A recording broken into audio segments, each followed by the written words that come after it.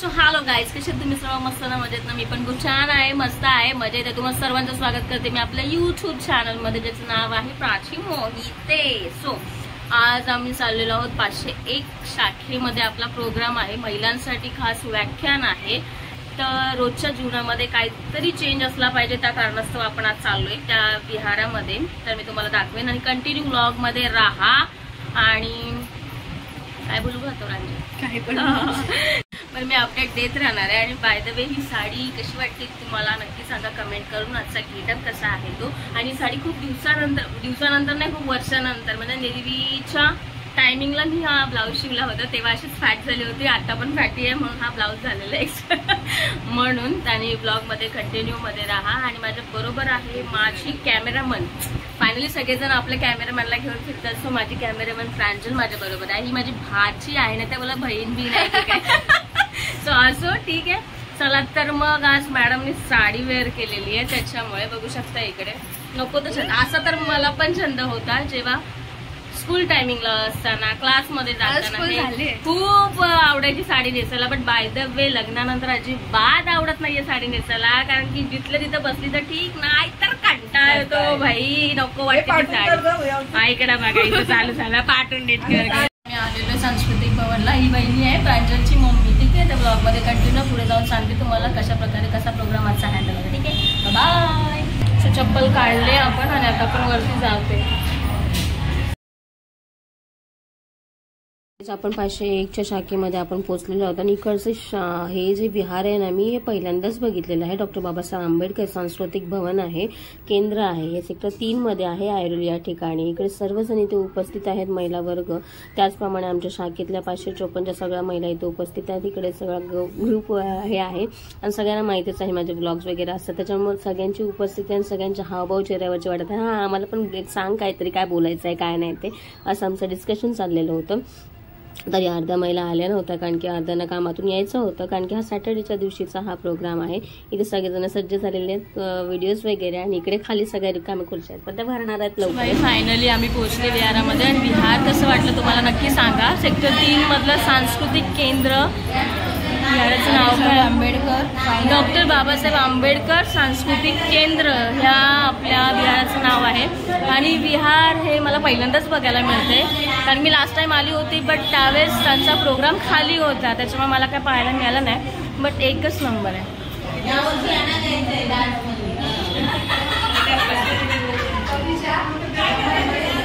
आणि आमचा सगळा हा महिला मंडळ, म्हणजे सगळ्या शाखांमधून हा कार्यक्रम आयोजित आहे. म्हणजे 501 शाखेमधून आपल्याला निमंत्रण दिलं गेलेलं आहे. ठीक आहे, आणि त्या कारणास्तव आपण आलेलो आहोत इकडे. आणि व्याख्यान आहे. सो बघू आता, कंटिन्यू ब्लॉगमध्ये राहा माझ्या.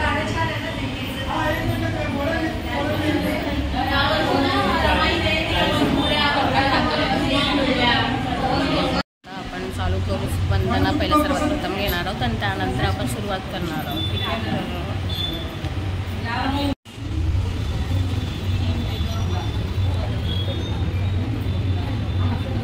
सो इकडे अगरबत्ती प्रज्वलित करून झालेली आहे, वातावरण सुगंधमय करण्यात आलेलं आहे. त्यानंतर आता आपण पंचशीने सुरुवात करणार आहोत. आणि प्रार्थना सुरुवात करून इथे मॅडम देखील आलेले आहेत. चला तर मग आपण वंदना घेऊया.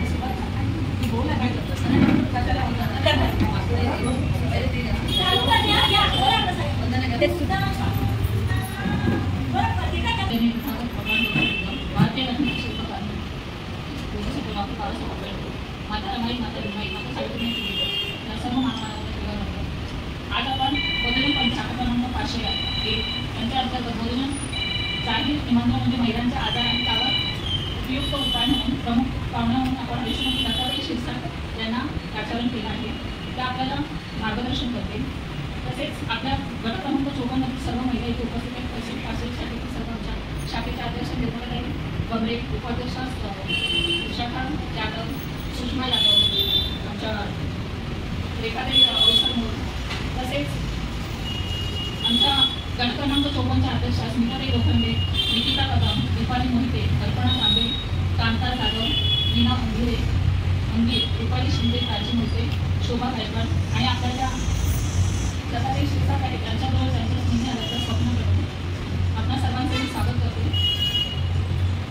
तसेच आता त्याच्यामध्ये अगोदर थोडंसं एक स्वागत समारंभ करूया. मॅडम आल्यासाठी स्वागत करूया. तर आता दत्ताताईंचं स्वागत आमच्या अध्यक्षा निर्मलाताई करतील आणि तसेच आपल्या लोखंडे मॅडम करतील असं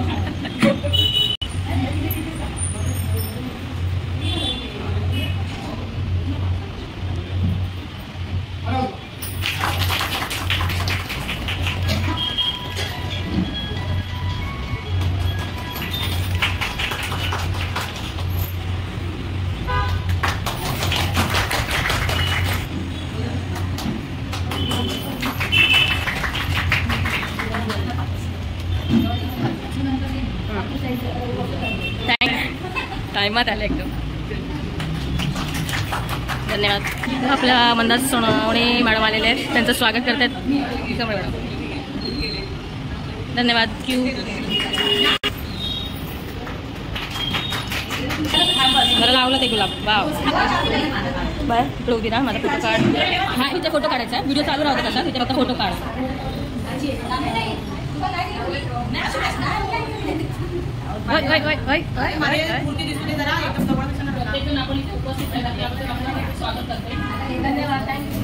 घेऊन जाऊ मी. थँक्यू. फायनली आपल्याला भेटेल रोज. मी स्वप्ना कदम सेक्टर 5 मधून आलेली आहे. माझ्या कंपनीचं नाव आहे freshness innovations and health private limited. आज ते तुम्हाला मार्गदर्शन आम्ही करणार आहोत. त्या कंपनीची मी ओनर आहे आणि हे मार्गदर्शन करण्यासाठी आम्हाला जी अपॉर्च्युनिटी जी संधी तुम्ही दिली त्याच्यासाठी खूप खूप धन्यवाद. ठीक आहे. आज आपण इथे भेटतोय ते महिलांच्या मासिक पाळीवर बरोबर. हा विषय कधी बोलला जातो का? नाही, पण बोलला पाहिजे का? हो. आपण जरा विंडो लावूया. म्हणजे मासिक पाळी म्हटलं की आपल्याला आपल्या पूर्वजांपासून म्हणजे आजी पणजी याला पण काय सांगितलंय की त्या 5 दिवसामध्ये जे त्रास होतात ते मला झाले, आजीला झाले, आईला झाले, आता मुलींना होणार आणि आपणही आपल्या पुढच्या पिढीला तेच सांगणार बरोबर. पण महिलांची मासिक पाळी म्हणजे काय पहिलं ते समजून घेणं खूप गरजेचं आहे. ठीक आहे. मला सांगा तुम्ही सगळेजण स्वतःवर किती प्रेम करता? खूप जास्त प्रेम करता बरोबर सगळेजण. हो. मी आता एक प्रश्न विचारणार आहे, त्याचं उत्तर खरोखर दिलं पाहिजे की जर तुम्ही स्वतःवर एवढं प्रेम करताय तर तुमच्यापैकी असं कोण आहे जे वर्षातून एकदा स्वतःच्या गर्भाशयाची सोनोग्राफी करतात? Very good. आताच केली ना आपण. करा ना आज काय तुम्ही. कारण जेवढा आपण वरून सुंदर दिसतोय त्याच्यापेक्षा कितीतरी पटीने तुमचं गर्भाशय सुंदर असणं खूप गरजेचं आहे. ओके. कारण आमची कंपनी ही महिलांच्या मासिक पाळीवर काम करते, कॅन्सरवर काम करते आणि महिलांची मासिक म्हणजे गर्भाशयाच्या रिलेटेड जेवढे प्रॉब्लेम आहेत ते आम्ही सॉल्व्ह करण्यामध्ये गेल्या 9 महिन्यामध्ये आम्ही एवढे यशस्वी झालो आहे की जवळजवळ 1,500 ते 2,000 लेडीजचे आम्ही PCOS माहिती आहे हो इरेग्युलर पिरियड हो ते आम्ही सॉल्व्ह करण्यामध्ये सक्सेस झालो. त्याचबरोबर 21 प्रेग्नेन्सी पॉझिटिव्ह झाल्या. ज्या लोकांना ज्या कपल्सला सांगितलं डॉक्टरांनी की तुम्हाला आयुष्यात कधीच मूल होणार नाही अशा 21 कपल्सला आमच्या ह्या कंपनीच्या आत्ताच्या अंडरवे आहे 2026 मध्ये खूप बाळं आमच्या कंपनीची येणार आहे. ओके. सो आम्हाला सांगायला आनंद वाटतोय की हा विषय कधी कोणी बोलला जात नाही पण आम्ही त्या विषयावर काम करतोय बरोबर. मला या विषयामध्ये गेले 5 वर्ष अनुभव होता आणि मी एका कंपनीसाठी काम करत होते. पण तो अनुभव मिळाल्यामुळे मी असा विचार केला की मी माझीच कंपनी स्टार्ट करून मी जेवढं लोकांपर्यंत पोहोचू शकते स्वतःच्या कंपनीच्या हिशोबाने ते मी काम हाती घेतलं आणि अशा ह्या माझ्या सर्व रणरागिण्या जवळजवळ 3,000 पेक्षा जास्त रणरागिण्या माझ्याबरोबर काम करत आहेत गेले 9 महिने आणि आम्हाला हे यश पूर्णपणे मिळत चाललं. ठीक आहे. मला सांगा मासिक पाळीमध्ये होणारे काय त्रास असतात? पोटदुखी, कंबरदुखी, चिडचिड होणं, राग येणं. आता आपल्याला प्रत्येकाला माहिती आहे की या सगळ्या गोष्टी होणार आहेत. आता मला सांगा इथे कोण असं आहे की ज्याची गर्भाशय काढली आहे म्हणजे पिशवी आहे? मी सांगते म्हणजे जसं तुम्ही डॉक्टरकडे जर एखाद्याला हेवी ब्लिडिंग होतं, जास्त अंगावरून जाणं, कमी अंगावरून जाणं, पाळी न येणं, आजकाल डॉक्टर सांगतात 2 मुलं झाली 1 मूल झालं तुम्हाला कशाला गर्भाशय पाहिजे काढून टाका. पण जर ते गर्भाशय काढलं तर ती बाई 5 किलोची दळणाची पिशवी पण नाही, कारण ती पूर्णपणे कमजोर होते. बरोबर. मग डॉक्टरांच्या हातामध्ये बऱ्याच गोष्टी, जेव्हा ते लोक ट्रीटमेंट चालू करतात आणि त्यांना यश नाही येत, तेव्हा शेवटी पर्याय काय, गर्भाशय काढणे. पण आम्ही असा सल्ला देतो की गर्भाशय न काढता तुमचे प्रॉब्लेम आम्ही सॉल्व्ह करून देतो आणि तुम्ही ते गर्भाशय तुमच्या शरीराबरोबर सेफ ठेवा. कारण प्रत्येक बाईची ती एक ड्युटी आहे. त्या बाईला जर गर्भाशय नसेल तर ती बाई पूर्णपणे हँडिकॅप होईल. ओके. आता मला सांगा की तुम्ही जेव्हा मार्केटमध्ये पूर्वी एक बाई 10 मुलांना जन्म द्यायची, 10पेक्षा जास्त, बरोबर. आज एक मूल व्हायला 10 लाख रुपये खर्च आहे. कारण आपण जो दुर्लक्ष करतो, म्हणजे बऱ्याचशा मुलींना लग्नाच्या आधी PCOD PCOS म्हणजे पाळी न येणं हा एक प्रकार असतो. आयांना काय वाटतं, मला 14 वर्षामध्ये आली, 12 वर्षामध्ये आली, म्हणजे माझ्या मुलीला पण तेव्हाच येईल. ओके. आणि मग हळूहळू त्या मुलीची ती पाळी डिले होत जाते, 2 महिने, 6 महिने, वर्षभर. मग आपण काय करतो, डॉक्टरकडे जातो. डॉक्टर 21 दिवसाच्या गोळ्या देतात, बरोबर. दर महिन्याला ती मुलगी 21 दिवसाच्या गोळ्या खाणार. त्या गोळ्या 5 दिवस स्टॉप करणार, मग तिला पाळी येणार, त्याच्यानंतर पुन्हा 21 दिवस खाणार. हे सर्कल आज खूप मुली अनुभवतात. ओके. ही काय झाली, कृत्रिम पाळी. मला सांगा, कृत्रिम पाळी आलेली चांगली की नैसर्गिक? नॅचरलमध्ये तुम्हाला काहीही प्रॉब्लेम नसतात, राईट. पण आजकाल नॅचरलमध्ये पण अंगावरून खूप जाणं, अंगावरून स्पॉटिंग जाणं, पाळी गेल्यानंतर पण गर्भाशयातून रक्त येणं, हा बराच प्रॉब्लेम महिलांना फेस करावा. ठीक आहे. आता जेव्हा तुम्ही तुमच्या पूर्वी बघा बायका कपडा वापरायचा, ते तो कपडा वापरायचा त्यांना कुठलाच आजार नाही व्हायचा. पण आता आपण फायब्रॉइडच्या गाठी, अंडाशयाला गाठी, परत थायरॉइड आहे, आणि आता मोठ्यातला मोठा आजार म्हणजे कॅन्सर. तो पण गर्भाशयाचा कॅन्सर. ठीक आहे. हा कॅन्सर असं आहे का हो की काल झाला आणि आज समजला? नाही. हे वर्षानुवर्षाची प्रोसेस आहे. आपण दुर्लक्ष केल्यामुळे ते होतं, राईट. पूर्वी एक घर सोडलं तर कुठेतरी एकाला ऐकायला यायचं की बाबा हा तिला गर्भाशयाचा कॅन्सर झाला. आज दर 4 घर सोडल्यानंतर तुम्हाला ऐकायला येईल की हिला गर्भाशयाचा कॅन्सर झाला, हिला ब्रेस्ट कॅन्सर झालेला, राईट. सो महिलांची गर्भाशयाची ती जागा जेव्हा पाळीमध्ये ओपन असते त्याच्यातूनच हे जंतू तयार होतात आणि ते त्यांच्या गर्भाशयाला आणि ब्रेस्टला जाऊन अटॅक करतात. ओके. आता तुम्ही किंवा तुमच्या मुली, आता जे इथे बसलेले आहेत त्यांच्यापैकी कोणाला पाळी येत नसेल तर त्यांच्या डोक्यात काय असेल, हा विषय माझ्यासाठी नाही. पण खरंच हा विषय तुमच्यासाठी नाहीये का? आहे. कारण आज तुमची मुलगी आहे, सून आहे, बहिणीच्या मुली आहेत, बाजूवाली आहे, बरेच जिथे महिला आहे, जिथे मुलगी आहे, तिथे तुमचं समाजामध्ये कर्तव्य आहे की तिला हे नॉलेज देणं. आज जे आम्ही नॉलेज देतोय फ्री ऑफ सेशन आहे, हे कुठेही चार्जेबल नाही आहे. हेच तुम्हाला गायनेकॉलॉजिस्टकडे गेलात तर ती 1000 रुपये कन्सल्टिंग देते, बरोबर. फक्त बोलायचे. सो आज फ्री सेशन आहे, ते व्यवस्थित आहे का की आम्ही काय दाखवतोय, काय करतो. ठीक आहे. आता आपण जेव्हा आपला मासिक पाळीमधला पॅड आणतो, राईट, तो आपण डिमार्टमधून थोडा बोचकं घेऊन येतो ना, थोडंसं डिस्काउंट मिळतं म्हणून, राईट. ते आणल्यानंतर ते ठेवतो कुठे, अशा ठिकाणी जिथे कोणी बघू नये, बरोबर. मेडिकलमध्ये जातो, तो बाबा आपल्याला रॅप करून देतो, आपण हळूच ते घेऊन येतो आणि असं कुठेतरी ठेवतो की कुठे दिसलं नाही पाहिजे. मला सांगा, मासिक पाळी येते हा तुमचा दोष आहे? नाही. तुम्ही अभिमानाने सांगितलं पाहिजे की मला अशी व्यक्ती आहे की एक जीव निर्माण करू शकते. तो स्वतःसाठी एकदा टाळ्या झाल्या पाहिजे. आता पूर्वी बायका कपडा वापरायच्या, त्या खूप व्यवस्थित त्याची काळजी घ्यायच्या. कशा? गरम पाण्यामध्ये, कोमट पाण्यात, ते सूर्यकिरणामध्ये सुकत घालणं, या सगळ्या गोष्टी होत्या. आज आपली घरच एवढी लहान आहे की सूर्यकिरण येतं नाही. मग ते काय होतं, आपण बाकीच्या कपड्यांवर तो कपडा पण टाकतोय, त्याला हवा लागत नाहीये, त्याला ऊन लागत नाहीये, म्हणून त्याच्यावरचे जंतू तसेच वाढतात. मग काही वर्षापूर्वी, जवळजवळ 30-35 वर्षापासून आपल्याला काय मिळाला, मासिक पाळीमध्ये पॅड मिळाला, बरोबर. पॅड मिळाला म्हणजेच काय, आपण काय विचार केला, तो कपडा धुण्यापेक्षा हा यूज अँड थ्रोचा आयटम बरा आहे, बरोबर. मग आपण तो आणायला लागतो. आणायला गेल्यानंतर मेडिकलवाल्याने दिल्यावर तो आणून घरामध्ये आपण ठेवतोय, पण तो ठेवण्याच्या जागा कुठे आहे सांगा? कुठे एखादा कोपरा, एखादा कबड, कोणाच्या तरी पिशवीला बाथरूममध्ये अडकवलेली असते. आपण आता मासिक पाळी आलेली आहे, नंतर त्या पॅडला कधी बघतो? दुसऱ्या महिन्यात. राईट. मग तुम्ही जेव्हा मेडिकलमध्ये जाता त्या मेडिकलवाल्याने तुम्हाला पॅड दिल्यानंतर कधी त्याच्यावर एक्सपायरी डेट बघितली का? हा, काय लिहिलेलं असतं? ही मॅन्युफॅक्चरिंग असतं. Best before 3 months. It's before 6 months. आता हा जो पॅड आहे हा मी का घेतला माहिती आहे? 99% बायका हेच वापरतात. डिस्पर आहे ना. मग तुम्ही सोफी आणा, स्टेफनी आणा, तुमच्या घरामध्ये आता कुठलाही पॅड असेल तो आणा, आम्ही त्याच्यावर तुम्हाला हे सेशन करून दाखवू. राईट. मग हा आपण पॅड आणतो, इथे कुठेतरी बारीक अक्षरामध्ये दिलेलं असतं बेस्ट बिफोर 3 months. राईट. आता मला समजा आज 5वा दिवस आहे, मी हा पॅड वापरला आणि हे पूर्ण पॅकेट मी कधी पुढच्या महिन्यासाठी ठेवलं आणि मला कळालं महिन्याभरातच की मी प्रेग्नेंट आहे. बरोबर. मग हे पॅड मी कधी वापरणार?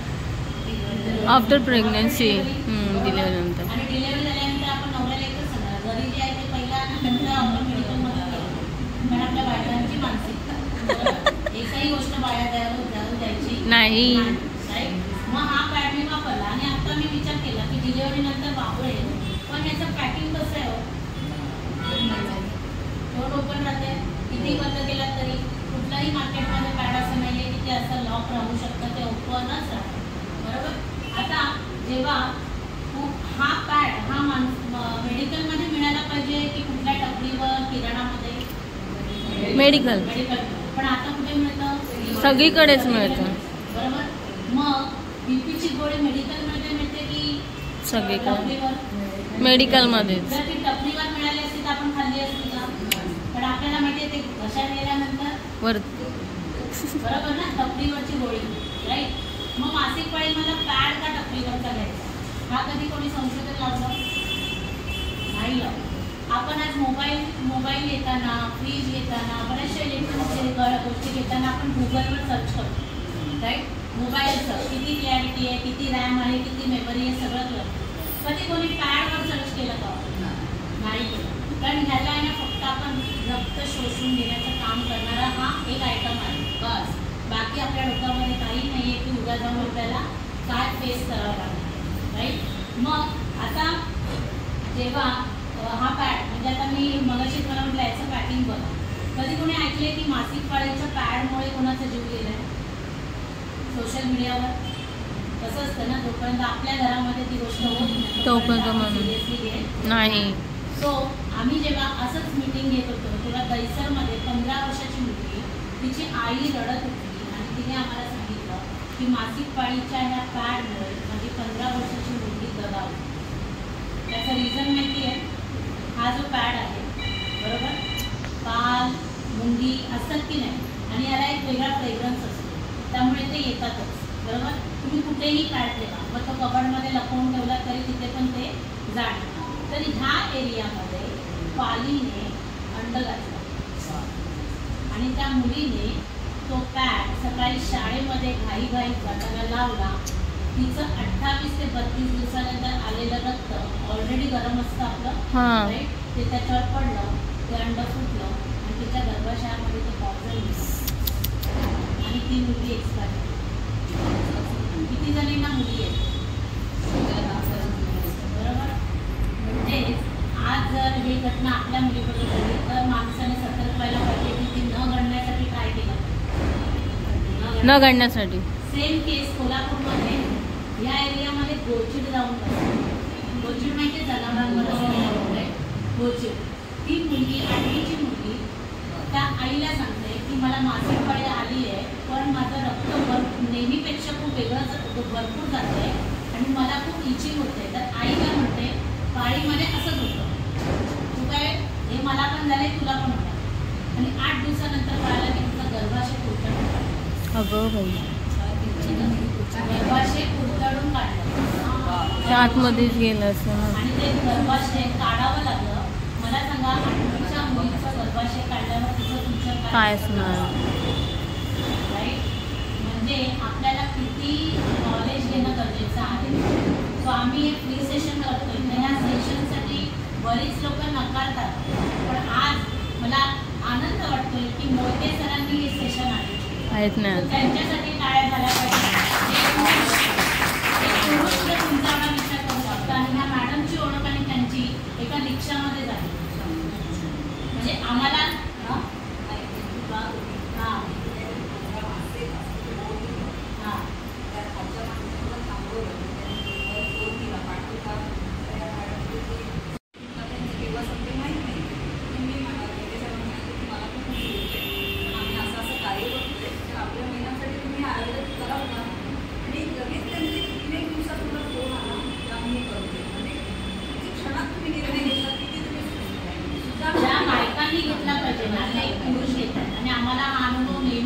मोहिते सरांसाठी एकदा जोरदार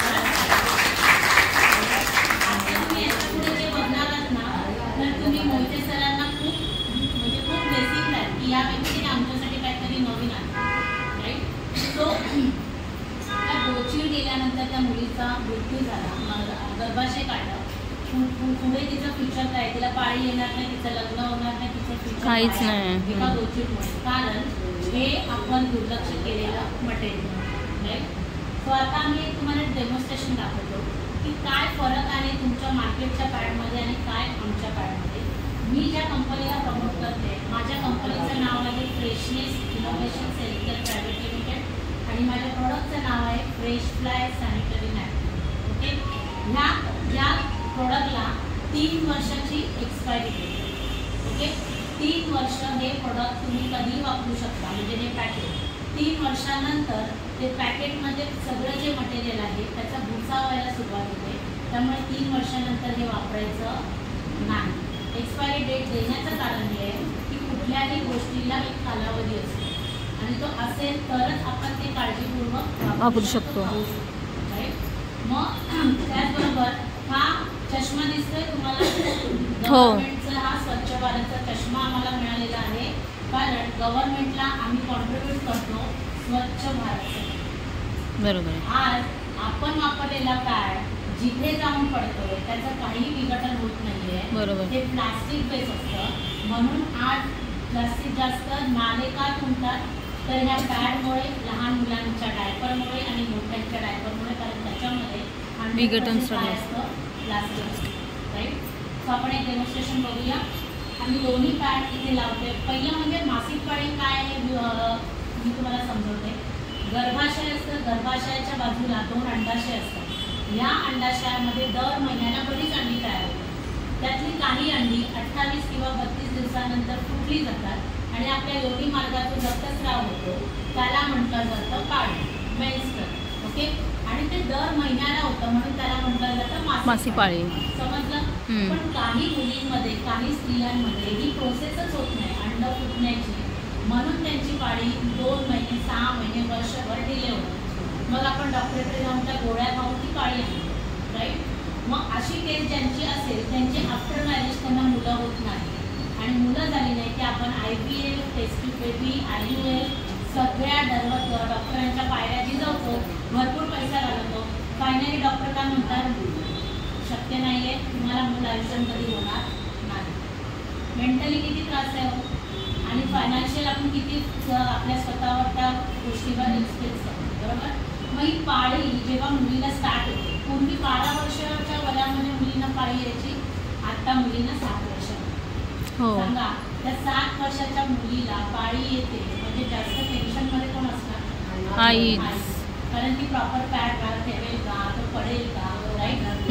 म्हणजे ते जे खेळण्याचं वय होतं ते निघून गेलं, राईट. आणि जेव्हा त्या मुलीला मासिक पाळी येते तेव्हा तिला ह्या सगळ्या गोष्टीचं नॉलेज शाळा कधी देते, 8वी 9वीला. तोपर्यंत तिचे 4 वर्ष पाळीमध्ये झाले.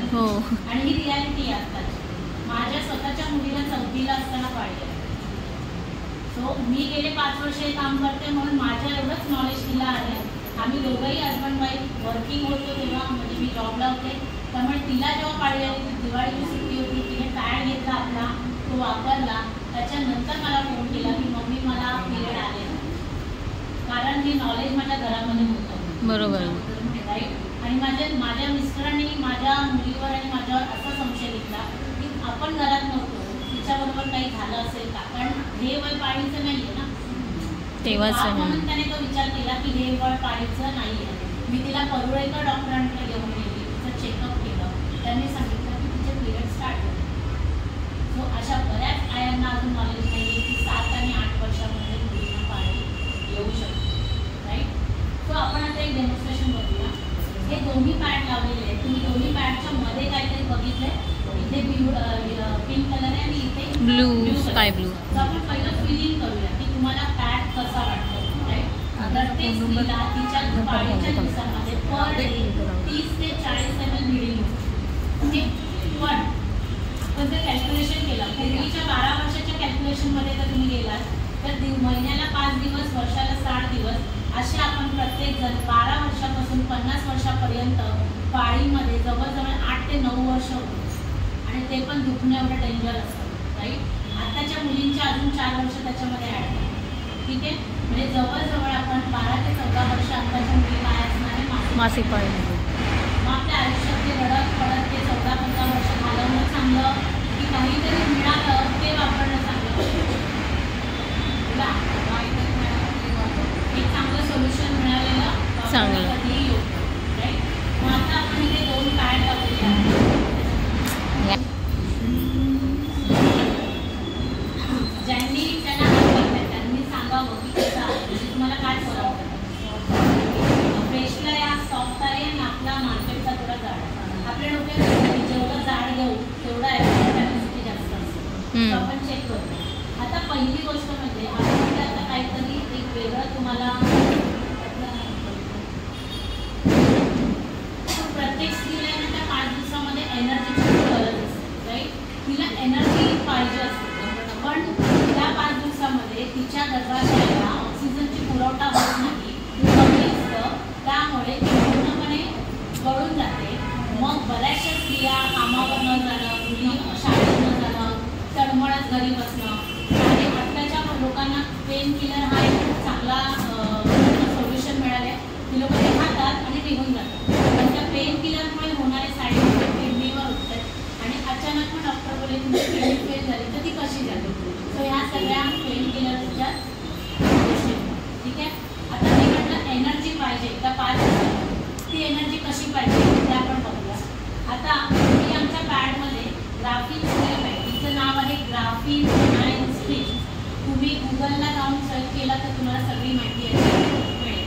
ओके, आपण बघूया की आम्ही ही स्ट्रीप 2010 मध्ये या स्ट्रीपला नोबेल प्राईज मिळालं आणि ही स्ट्रीप आम्ही पॅडमध्ये का लावली तर आपल्याला आता चेक करायचं आहे.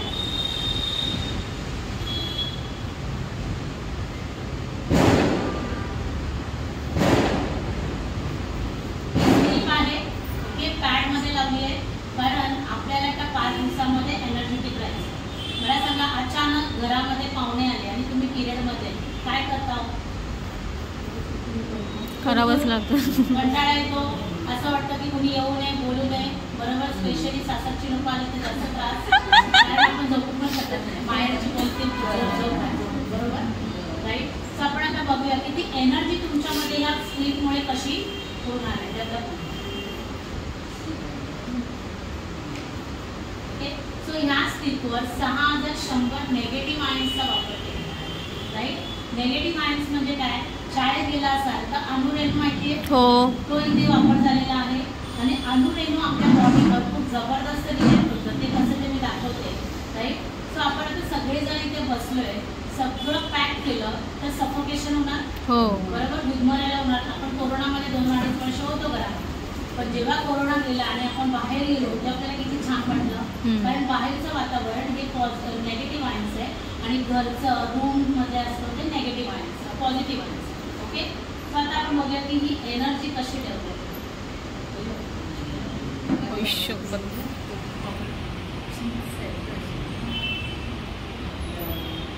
हा बल्ब पेटला याचा अर्थ कळाला की तुमच्या गर्भाशयाला ही स्ट्रीप अशी एनर्जी देणार आहे की तुम्ही बिनधास्तपणे त्या दिवशी सासरचे एवढे माहेरचे एवढे कितीही काम असेल तरी तुम्ही ते करू शकता. कारण हा LED बल्ब त्याची स्वतःची एनर्जी, या स्ट्रीपवर तिची स्वतःची एनर्जी, ह्या 2 गोष्टी एकत्र आल्यामुळे एनर्जी डेव्हलप झाली आणि ते वाढली. ओके, दुसरी गोष्ट, आपण आपल्याला जेव्हा काही जखम झाली तर डॉक्टर काय लावतात, आयोडीन, बेटाडीन, त्या जंतू न क्रिएट होण्यासाठी किंवा असलेले जंतू मारण्यासाठी, राईट. सो ही स्ट्रीप काय करते माहिती आहे, पिशवी साफ करण्याचं काम करते. मला सांगा, तुम्ही एखाद्या गायनेकॉलॉजिस्टकडे पिशवी साफ करायला गेलात तर कमीत कमी 50,000 रुपये खर्च आहे. हॅलो, बरोबर. पिशवी साफ करतात माहिती आहे ना, एखाद्याला गाठी झाल्या तर ते साफ करतात. सो ही काय करते, ही आपली पिशवी साफ करते. साफ म्हणजे पूर्ण क्लीन करते, राईट. तुम्हाला कुठेही बाहेर जाऊन त्याची क्लिनिंग प्रोसेस करायची गरज नाही. सो इथे आम्ही आता काय घेतले, बेटाडीन घेतले, कारण बेटाडीन एखादी जखम क्लीन करतं. मग ही बेटाडीनला कसं क्लिअर करतं, म्हणजे बेटाडीनचं ऑलरेडी स्वतःचं काहीतरी गुणधर्म आहे, मग ही त्याला कसं अजून क्लीन करतं, म्हणजे आपली पिशवी सेफ आणि सेफ्टीमध्ये असणार आहे ते बघ.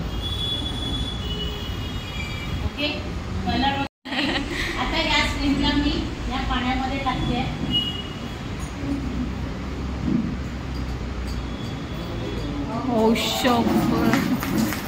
काय झालं, 30-60चा डायरेक्ट पाणी झालं, बरोबर.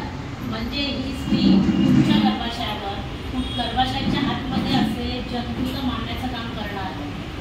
ही स्क्रीन तुमचं गर्भाशय क्लीन करणार म्हणजे काय, आताच्या बऱ्याचशा स्त्रियांना पहिले 1-2 दिवस अंगावरून गेला आणि बंद झालं की त्यांना असं वाटतं माझा कार्यक्रम संपला, पण तिथून तुमच्या आयुष्याचा आणि हेल्थचा कार्यक्रम सुरू झाला. जर निसर्गाने 5 दिवस पाळी दिली आहे आणि ती जर 1 दिवस स्पॉटिंग किंवा 2 दिवस रक्त गेल्यानंतर ती थांबते, याचा अर्थ आतमध्ये काहीतरी प्रॉब्लेम, बरोबर.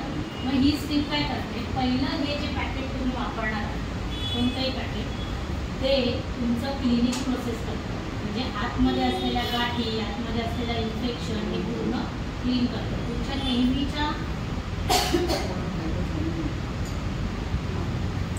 नेहमीच्या ब्लिडिंगपेक्षा थोडंसं ब्लिडिंग वाढलं जाईल.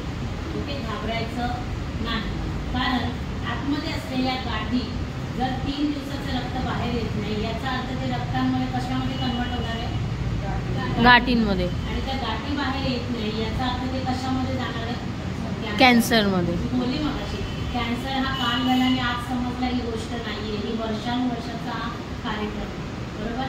मग हे पॅकेट जेव्हा कोण वापरेल तेव्हा त्याचं गर्भाशय क्लीन करण्याचं ते काम करणार आहे. आणि म्हणून डॉक्टरला जेवढा खर्च जाणार आहे ना, त्याच्या एक कितीतरी 0.0% मध्ये तुम्हाला एक पिशवी साफ करणार. वाव, टाळ्या वाजवा रे. तर आता आपण बघूया की दोन्ही पॅडमध्ये एक्झॉस्ट कॅपॅसिटी किती आहे. आपल्याला ओलावा असेल तर तिथे खाज येणं, रॅशेस येणं, राईट, त्या सगळ्या गोष्टी होतात. सो आपण बघायचं आहे की आता आपण आपल्या फ्रेशच्या पॅडवर आपण 60 ml पाणी घेणार आहोत आणि मार्केट ब्रँडवर आपण 30 ml म्हणजे 50%च घेणार. ओके, पाणी घेतलेलं आहे. ओके, मार्केट ब्रँड आपल्या फ्रेश फ्लायवर आपण हे काय टाकतोय, 60 ml पाणी टाकतोय.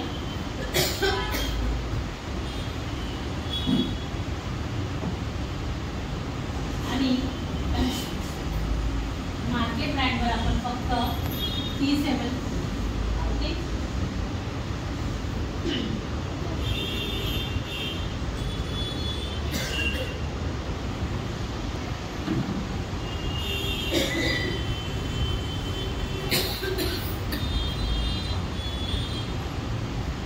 तुमच्यापैकी कोणतरी एकही नाही,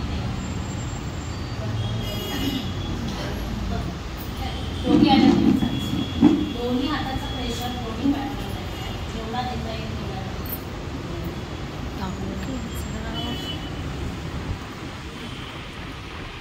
सांगा त्यांनी काय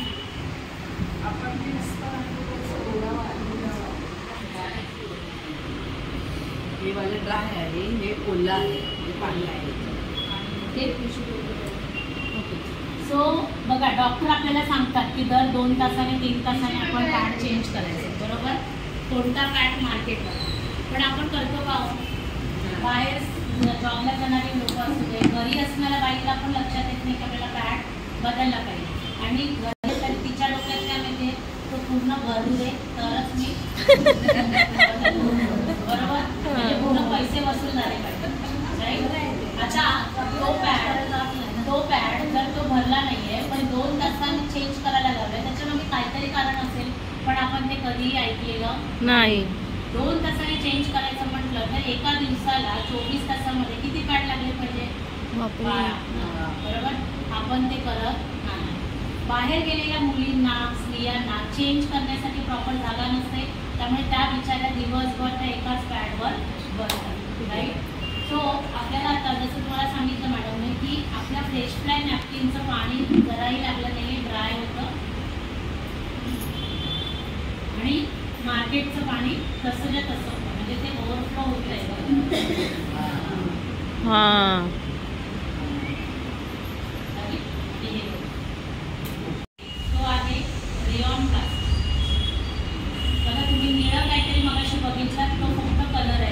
आणि हा असा कलर आहे की ज्याने पॅरालिसिस होऊ शकतो.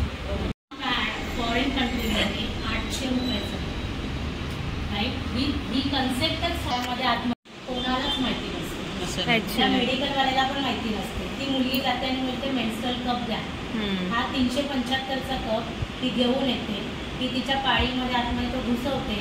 तो पूर्ण भरला की तिला लिकेज व्हायला जाणवतं, राईट. मग ती बाथरूम मध्ये जाते, तो ओतते, पुन्हा तो वॉश करते, पुन्हा लावते. आणि मग जेव्हा ती घरी जाते तेव्हा हा कप ती उकळते, बॉईल करते आणि तिला वाटतं की मी खूप केअर घेते. याच्यामध्ये कॅन्सर न होण्यासारखं काय आहे का? नाही. हे ऑलरेडी रबर आहे, सिलिकॉन रबर.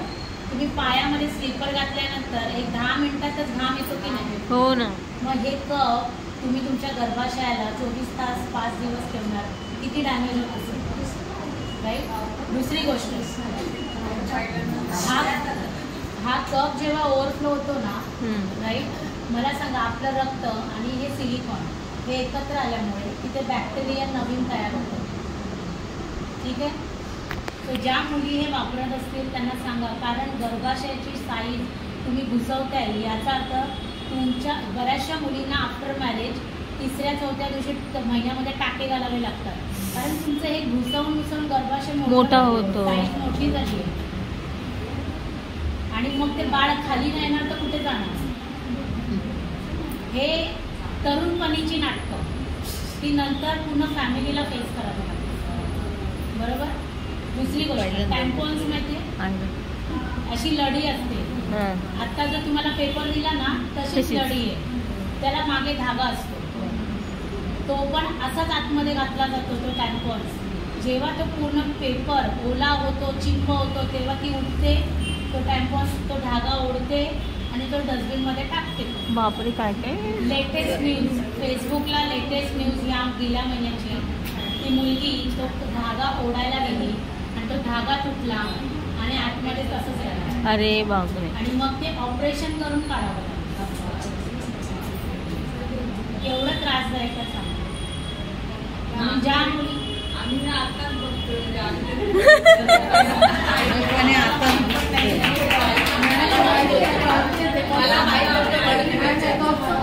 माझी मैत्रीण बोलली होती मला की तू हे यूज कर म्हणून. म्हटलं नको बाबा, मला नाही पाहिजे असं काय. ऐका, जेव्हा त्या मॅडम जेव्हा असं डेमो केलं होतं ना, त्यांनी तेव्हा हे किती युजफुल आहे ते सांगितलं. बघा ना, आता तुम्ही हे जास्त सांगितलं, तेव्हा तिने ते किती युजफुल आहे की त्या पॅड मध्ये संपूर्ण वर्ल्ड मध्ये एवढा कचरा झालाय. त्यांच्याकडे आमचा पॅड नव्हता ना. हा, हे पण बरोबर आहे ना. काहीतरी पाहिजे ना, हा पॅड आणि तो बरोबर आहे. कंपनी असं नवीन नवीन काय काय प्रोडक्ट घेऊन येतात, ते लोकांसमोर सजेस्ट करतात. शेवटी काय लोकांना पण आपली चॉईस आहे ना काय घ्यायचं, त्याची चॉईस आहे. आणि कसं आहे मुलींना म्हणजे एज वाईज देतात, एज वाईज देतात. मॅडम हे बघा, मला सांगा तुम्ही, ही गोष्ट अशी आहे, रबर आहे बरोबर, हे असं आतमध्ये घुसवलं जातं, ओके. आणि त्या आतमध्ये जेव्हा ते असं होणार ना, ओपन होणार. काय त्रास होत असेल त्या, काय करायचं पण एवढा सगळा त्रास देऊन त्या गोष्टीला? का द्यायचं पण असं, का स्वतःला त्रास द्यायचा? कसं वाटतंय बाई. एवढ्यासाठीच सांगितलं. हो, पहिल्यांदा माहिती तेवढं सांगायला मी पण काढायला मला माहित होतं माझ्या आमच्या पॅडची MRP आहे 170 रुपये. मी बघत होते की किती जण स्वतःवर प्रेम करतात, साडी घ्यायला, मध्ये जायला. मी बघितली होती प्राइस त्याची. त्याच्यामुळे किती, पण नंतर पाहिजे असेल तर मग कसं करणार, तुमच्या कॉन्टॅक्ट कसं करायचं ते 170 रुपये MRP आहे. याच्यामध्ये 8 पीस असतात. हा एक पॅड 12 तास वापरायचा आहे, कारण त्याच्यामध्ये ॲब्झॉर्ब कॅपॅसिटी तेवढी आहे. हो, ती पट्टी अँटीबॅक्टेरियल आहे, त्यामुळे जे जंतू तयार होणार नाही, काही इन्फेक्शन होणार नाही. 3ऱ्या-4थ्या दिवशी तुम्हाला ब्लिडिंग कमी झालं, एक पॅड 24 तास वापरू शकतो. ओके. ओके. आता तुम्ही म्हणाल की बाहेरचा 40-50चा पॅड आणि तुम्ही डायरेक्ट आम्हाला 170ला कामाला लावताय, तर तुम्हाला दिवसाला समजा 3 पॅड लागत असतील मार्केटचे कोणते पण, तर तुमचे 5 दिवसाचे जवळजवळ 15 ते 17 पॅड होतात. तुम्ही ते 50 रुपयाचे 3 पॅकेट तरी घरी आणणार. मग मला सांगा 170चं महाग आहे की ते 150 वाला महाग आहे? 150. 147 ना, पण तेवढे आहेत ना. याच्यामध्ये तुम्ही स्वतःला सेफ ठेवणार आहात. हो.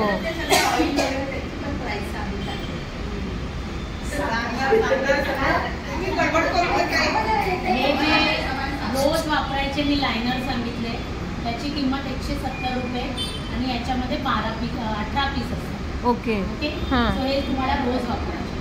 हे किती घंट्याने काढायचं? 9-10 तास. एखाद वेळेस तुम्ही बाहेर उशिरा गेला, खूप उशिरा बाहेर बाहेर ना रोज आंघोळी केल्यावर एक पहिलं काम आहे, जेवलात नाही तरी चालेल. कारण तुम्ही स्वतःला सेफ ठेवणं खूप गरजेचं आहे. आजकाल बघा आपण कोणाच्या पण घरी गेलो, बाहेरचं वॉशरूम वापरलं लगेच इन्फेक्शन होतं. हे वापरा, काय होणार? ओके. म्हणजे हे वापरायला वॉशरूम जायचं जायचं